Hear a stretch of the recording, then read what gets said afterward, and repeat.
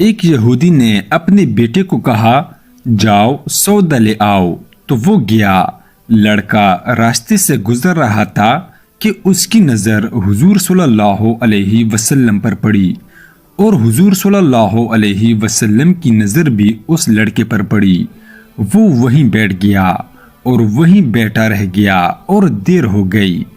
وہ یہودی کبھی اندر جاتا کبھی باہر آتا کہ لڑکا کہاں رہ گیا، آیا نہیں ابھی تک۔ سورج غروب ہو گیا، مغرب کی نماز ہو گئی، شام کو گھر گیا۔ باپ نے پوچھا ارے نادان، اتنی تاخیر کی؟ باپ بہت غصے میں کہ بڑا نادان اور پاگل ہے، میں نے کہا تھا جلدی آنا، تم اتنی دیر کر کے آئے ہو، اور تمہیں سودا لینے بھیجا تھا، تم خالی ہاتھ واپس آ گئے ہو، سودا کہاں ہے؟ بیٹا بولا سودا تو میں خرید چکا ہوں۔ باپ نے کہا کیا پاگل آدمی ہو تم، میں نے تجھے سودا لینے بھیجا تھا، سودا تمہارے پاس تو ہے ہی نہیں، اور کہتا ہے خرید چکا ہوں۔ بیٹے نے کہا بابا یقین کریں سودا خرید آیا ہوں۔ باپ بولا تو دکھا کہاں ہے؟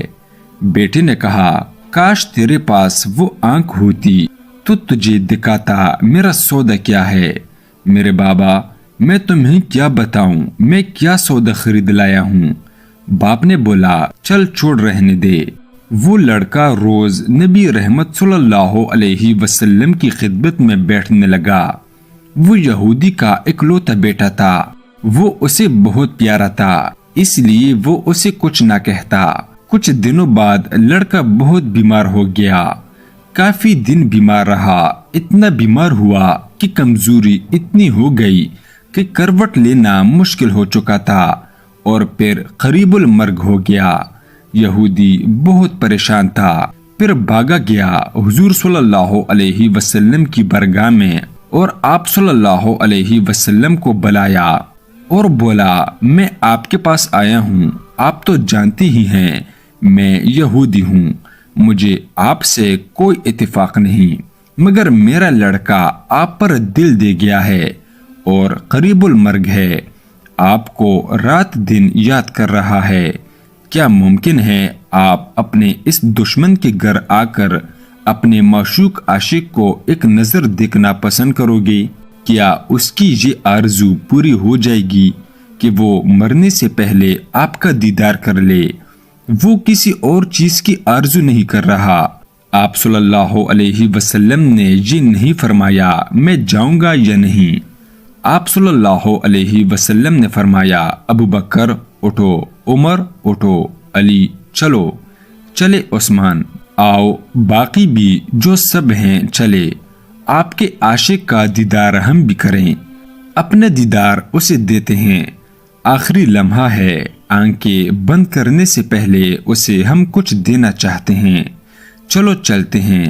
یہودی کے گھر پہنچے تو لڑکی کی آنکھیں بند تھی۔ حضور صلی اللہ علیہ وسلم کا سراپا کرم ہی کرم ہے۔ لڑکی کی پیشانی پر آپ صلی اللہ علیہ وسلم نے اپنا دست اقدس رکھا، لڑکی کی آنکھیں کھل گئیں جیسے زندگی لوٹ آئی ہو، جسم میں طاقت آ گئی، ناتوانی میں جوانی آئی، آنکھیں کھولیں، رخ مصطفیٰ صلی اللہ علیہ وسلم پر نظر پڑی، ہلکی سی چہرے پر مسکراہٹ آئی، لب کھل گئے، مسکراہٹ پھیل گئی۔ حضور صلی اللہ علیہ وسلم نے فرمایا بس اب کلمہ پڑھ لو۔ لڑکا اپنے باپ کا منہ تکنے لگا تو وہ یہودی بولا میرا منہ کیا تکتا ہے؟ ابو القاسم یعنی محمد ابن عبداللہ صلی اللہ علیہ وسلم جو کہتے ہیں کر لو۔ لڑکا بولا یا رسول اللہ میرے پاس تو کچھ بھی نہیں۔ آپ صلی اللہ علیہ وسلم نے فرمایا بس تم کلمہ پڑھو، میں جانوں اور جنت جانے، تم میرے ہو، جاؤ جنت بھی تو میری ہے، جنت میں لے جانا یہ میرا کام ہے۔ لڑکے نے کلمہ پڑھا، جب اس کے منہ سے نکلا محمد رسول اللہ تو اس کی روح نکل گئی، کلمے کا نور اندر چلا گیا، آنکھیں بند ہوئیں، لب خاموش ہوئے۔ اس لڑکے کا باپ وہ یہودی بولا محمد میں اور آپ دونوں مخالف ہیں، اس لیے یہ لڑکا اب میرا نہیں رہا، اب یہ اسلام کی مقدس امانت ہے، لے جاؤ اس کو۔ پھر آپ صلی اللہ علیہ وسلم نے فرمایا، صدیق اٹھاؤ، عمر اٹھاؤ، عثمان آگے بڑھو، بلال آؤ تو صحیح، علی چلو 2 کندھا سب اٹھاؤ اسے۔ نبی حضور صلی اللہ علیہ وسلم جب یہودی کے گھر سے نکلے تو یہ فرماتے جا رہے تھے، اس اللہ کا شکر ہے جس نے میرے صدقے سے اس بندے کو بخش دیا۔ اللہ اکبر، کیا مقام ہوگا اس عاشق کی میت کا جس کو علی، عثمان، ابو بکر صدیق، عمر بن خطاب، بلال حبشی رضی اللہ عنہما جیسے مشہور شخصیات کندھا دے کر لے جا رہے ہوں، اور آگے آگے محمد مصطفیٰ صلی اللہ علیہ وسلم ہوں۔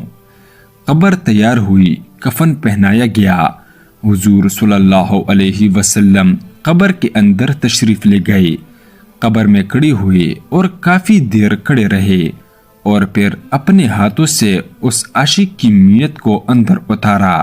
آپ صلی اللہ علیہ وسلم قبر کے اندر پنجوں کے بل چل رہے تھے، مکمل پاؤں مبارک نہیں رکھ رہے تھے۔